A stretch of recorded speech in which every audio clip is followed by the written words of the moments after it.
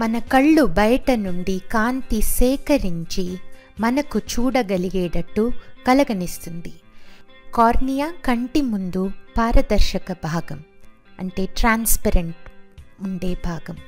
ఇది కాంతి కంటిలోనికి రావడానికి ఉండే మొదటి భాగం. కార్నియా వెనక ఉండే కంటి రంగు భాగాన్ని ఐరిస్ అంటారు. ఈ ఐరిస్ మధ్యలోని రంధ్రంని ప్యూపిల్ అంటారు. కాంతి ఈ ప్యూపిల్ ద్వారా లోనికి వచ్చి స్పష్టమైన లెన్స్ పైన పడుతుంది. ఒక కెమెరా లెన్స్ వంటి కంటి లెన్స్ కూడా ఈ కాంతిని సేకరించి కంటి వెనుక రెటీనా పైన పడుతుంది. కంటి వెనుకటి భాగాన్ని రెటీనా అంటారు. రెటీనా కాంతి సంకేతంని విద్యుత్ సంకేతంగా మార్చి మెదడుకి పంపిస్తుంది.